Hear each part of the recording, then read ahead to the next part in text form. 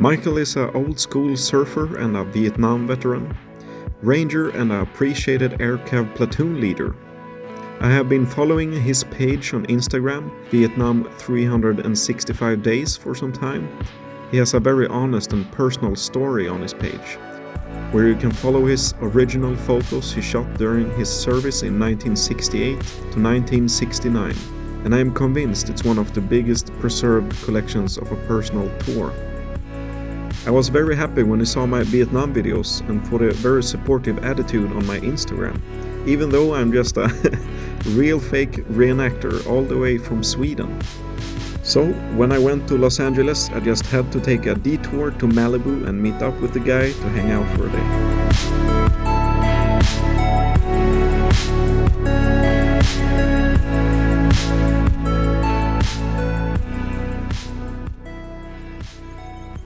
Okay, welcome back for another episode of Real Fake Guns Travels video blog. Today we're in Malibu, here with Michael Morell from Vietnam365Days. And my new friend Ludwig and Jim. Yeah, and Jim behind the camera. We have Malibu behind us. That's Catalina Island. Today we're going to go surfing. We're on our way to Leo Creo State Beach and some cold water. But right afterwards we're going to go to a biker bar and get drunk. And then we're going to move on down to Malibu and see if we can find some girls to look at. Yeah. Trying to get everything into this thing today. We're lucky we have good weather and a nice springtime day.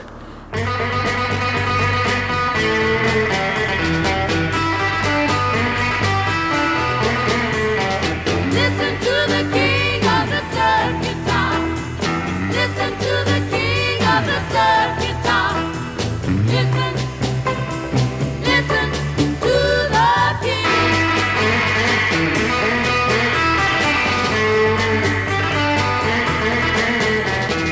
Oh, how he can pluck those strings. Oh, how he can. Oh, yeah.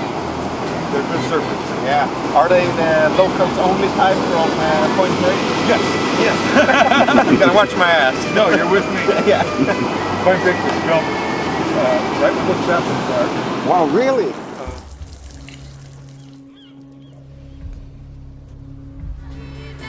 That burned in the fire, but you would recognize it from the movie. Wow. When they had the fight. How about I just punch it? That was right there. Right there. Yeah. And we're gonna walk up there, and the other guy was sitting. See the sign behind it there? Yeah. That's in the movie. That's where the other cop was sitting when he was having the fight. Gary Busey. Yeah, exactly. You'll be able to pull that from the movie. You know the expression, Charlie don't surf? Oh, I have an expression for that. Okay, in the movie Apocalypse Now, they said, Charlie, don't surf! well, that was the lie. And I'm going to tell you the secret right now. You're going to have to keep it quiet. Yeah. Charlie did surf. He only surfed left waves because he was a communist. So if you don't take left waves, like these are all right waves. Yeah. You're safe. Don't tell anybody that. That's a secret. Love to hear big band play. Listen to the king of the surf guitar. Listen to the king of the surf guitar. Listen to the king. Come on and listen. Come on and listen. Come on and listen. Come on and listen. Come on and listen. Come on and listen. I like this picture a lot. This is members of my platoon with members of Arvins mixed in. And look at this Arvin here. He's like the proudest man on earth to be posing with my men. He's standing there at attention in his skinny fatigues.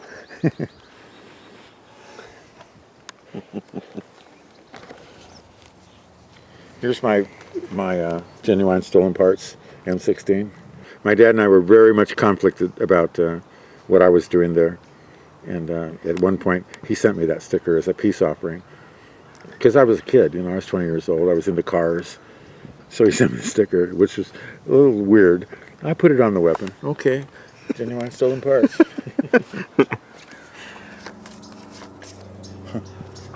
Okay, you can see by the sweater in their shirts that it's 100 degrees out. But this church group adopted us. So they made this underwear and they sent it to us. Well, we didn't wear underwear. Wear your fatigues without underwear. You try to be as sanitary as possible. But we all put the underwear on and posed and sent it back to them as thanks, and they were really happy about it. Carried our ammo about 2 to 3 weeks max. If we didn't use it, then we had what's called a mad minute. We'd take all the old ammo and shoot it off, and everybody would get practice shooting the M60 machine gun or whatever. So here we are shooting up our ammo, and then we would have all brand new ammo because the humidity made it untrustworthy. This is our helicopters flying in formation. It was so much fun to fly in formation like that. Here there's about 10 helicopters in front of me. So you have 6 men on a helicopter. A company is about 100 men. So it takes about 20 helicopters to move a company. And what was cool was, since I was at the front of my unit, I was always in the first helicopter. The first helicopter is the best pilot. He's the commander of that flight group. The newest pilot is the guy at the end. So where I would fly in, and it would be, he could land between the 2 trees. The last guy would be shaky. He would be like a learner. Much different until they got their feet on the ground and learned how to do it. They were competent, but not as good as the first guy. This is the 2nd Squad when we were in I Corps, and they've just come back from a night patrol, and they're all in their get-up, and they're all proud. We had a horrible record in I Corps. We never had a successful ambush. We were learning what to do, and it took us months to figure it out. But this is second squad, and this guy here was the one that I just wrote the story about, Jesus. This picture means a lot to me. This was on December 4th, 1968. This is the LZ bitch that we had flown into, and they had killed 23 and wounded 65. And what happened was we needed ammo resupply. So they dropped a pallet of ammo on us, and it was outside of our perimeter. So I had to go out there at night and booby trap it. I booby trapped it with a white phosphorus grenade. So the next morning, this picture is taken like 4 o'clock in the morning, 5 o'clock in the morning. It went off. The NVA had crawled out there and tried to get the ammo, and the grenade went off. So we're all standing there watching it burn, and the captain asked me, he says, well, you went to school, you know all these things. Is that gonna blow up? And I said, nope. And just then, a law rocket went, took off. It wasn't supposed to. It didn't hurt anybody. This is the very same clearing 2 weeks later. We ended up withdrawing from this clearing, and then they B-52 bombed it for a week, and then we went back to the exact same foxholes to see what was up, to see who we were fighting. That's how we knew what had happened. They were completely in trenches around us. They were underground while we were above ground. This is our Kit Carson Scout. I didn't even know what a Kit Carson Scout was. It's a NVA or Viet Cong soldier who's given up. They send them to a school and they vet them to figure out if they're trustworthy or not. And then they send them back out to the American unit in the same area where they were fighting. So here you have this North Vietnamese soldier, and he's carrying an M16, and he's wearing the same uniform you are, but the reputation of these guys is perfect. Everybody tells you, no, they're solid, they're 100%, don't even fear him. And you're like looking at him going, should I do this? It's like, no, they all say it's okay. This is my platoon on a NVA trail. We're walking through the jungle, and all of a sudden we come up on this trail, and this trail is big enough to drive a vehicle on. this trail has little bridges across the gullies. And so we followed this trail until we engaged them in a base camp. So you can see I would just take the camera out, put it back, and keep going. This is Tex. He was the middle point man. He was the best point man. He was from Texas. This is the one that had the straw sent to him. And that's the point man. And carrying an M14, full auto. And he loved it. And he was, we were on a patrol abreast of another platoon. And the two platoons started separating because the trail split. And so we stopped. We got down on one knee, and I was talking on the radio to the other platoon leader, who was as far away as those benches over there. And we were looking at each other in the jungle, and we were going, hey, the trail split. What do we do? What do you want? Which way you want to go? And Tex was in front of me on my trail, and 3 NVA came walking down the trail towards us. And while I was on one knee watching, he went from standing, while falling, fired off 3 shots, and the NV went flipping off off the trail. And we went out there. He hit him all 3 times. It's like, oh, Jesus. And he survived the tour. He's probably some kind of highway patrolman that you wouldn't want to mess with in Texas. We called the NBA, and we called the Viet Cong, we called him Chuck. Why Chuck? It's just somebody invented it. Yeah. It's like the word we used for getting killed was nooked, which you never hear. Get nooked. It's in the Urban Dictionary. And that was just some kid invented that. That's the one we use. Here's my 3 beginning squad leaders, which I was prepared for this, but I grew up here in the San Fernando Valley. I graduated with about 1,600 people in my graduating class. We had 1 black kid, Carl. So I didn't have a lot of experience with black people. And then when I was in the Army, these guys were the first squad leaders, and they were really good, which is everybody's green. There is no color. Oh, I like this one. One of the things I loved to do was to blow up trees for LZs, to land the helicopters. And somehow I was given the responsibility for that because I supposedly had the schooling and I knew what to do. But in reality, there was a table that I didn't pay attention to. More is better. I just blow the tree up. And what finally happened was the tree didn't fall the right way, and it fell down on 3 M16s and destroyed them. So it was like, what are you doing? And the first sergeant actually threatened me. He said, you could be charged for that. I go, yeah, sure. What are you going to do? Send me to Vietnam? What are you going to do? Send me to Vietnam? Exactly. I'm not paying for it. Wouldn't it be nice if we were older? Then we wouldn't have to wait so long. And wouldn't it be nice to live together in the kind of world where we belong? Wouldn't it be nice if we were older? Then we wouldn't have to wait so long. And wouldn't it be nice to live together in the kind of world where we belong? Wouldn't it be nice? Wouldn't it be nice? Wouldn't it be nice? Wouldn't it be nice?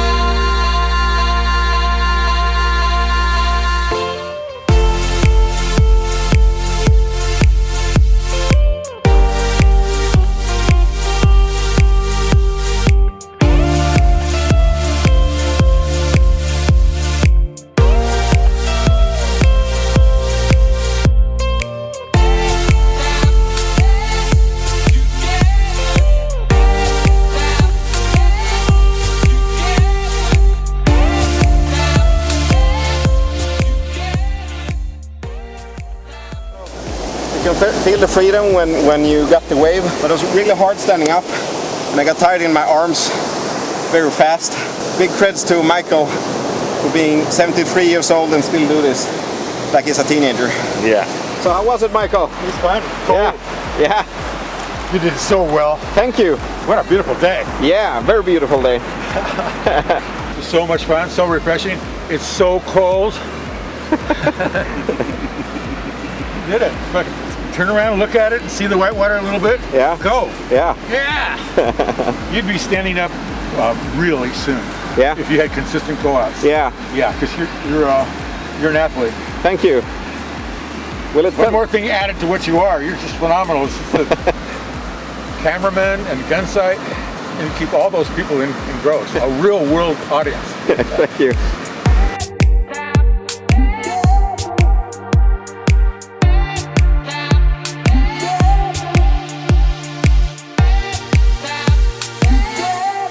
Wouldn't it be nice if we were older?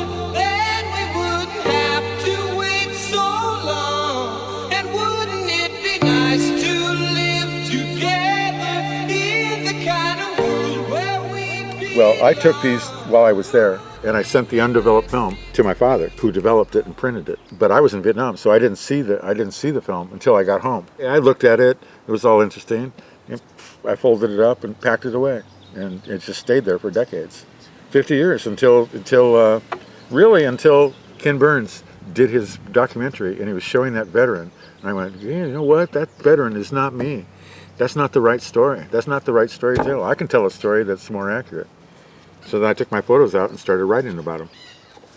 And here is the famous NBA that came up and gave up to us. So you can see the bottle at my leg there. It's a bottle of scotch. And I toasted him. I got him so totally drunk it wasn't funny. We all had fun with it. And we don't know what happened to him once, a helicopter came and picked him up and took him away. He was sick of fighting. And it was his karma that we didn't shoot him when he came up. I mean, he came up like at the picnic tables. He could have been shot so easily. All of our operations revolved around Hueys. The idea was to pick us up, fly us out to a new location, have us sweep that location for a couple of days, and then pick us up and fly us to another location so we could cover more territory. This is how we would get our wounded out of the jungle in certain situations. You can see the helicopter is up there above the jungle, and he's dropped a line. It's called a jungle penetrator. And what we would do is we'd find a stream like this, where there was a little bit of opening. We'd strap the guy to it, then they'd hoist him up. So you didn't have to have a location that was big enough to land one. Oh, here we are hooking him up in the middle of the stream.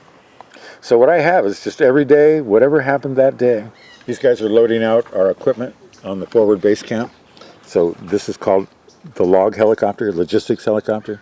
And this would be all the kind of stuff that would be sent to us every fourth day.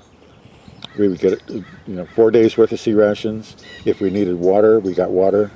Or any parts of the weapons that needed to be corrected, you'd send a list into the armor, and he would send out, okay, a new bolt for this guy, a new whatever. There's our armor. This might be the job that you had. He had all the weapons behind him. He could modify all the weapons. He took good care of us. His name was Red. He was from Los Angeles, my town, a drag racer, and he survived his tour. Actually, these weapons on the back shelf would be people who are on R&R, or people who are wounded, or people who have died. And so we have a little inventory of weapons that he could use to make new weapons. This is my AK-47 photograph. I only carried it for a couple of weeks. Somebody from another platoon fired at me when they heard the sound, and it's like, okay, this is not going to work. It was a good one. It worked. This photograph here was like proof of something. When we went down to next to Cambodia, we were in the jungle, in the 3-Corps jungle, which had no villages, no roads, no nothing. And the only people that were out in this jungle were the Montagnard people. And these people were the indigenous first inhabitants of Vietnam. And we were told, if you encounter them, just be cool with them, let them go, and that's that. But you probably won't see them, because they'll see you before you see them, and they don't like you. They don't like the enemy, they don't like you, they just want to be left alone. And on this day, they came down, they came down to us, and we did a little bartering. We tried to do a little bartering. We were just nice to them. But it was like a feather in our cap. Yeah, we saw the mountain yards. You see, they're all women. So you know that the men were somewhere around watching us. And what they wanted was salt, pepper, chewing gum. They wouldn't take our cigarettes. They didn't want Philip Morris cigarettes. They didn't want menthol cigarettes. This is half of my platoon when we were up north.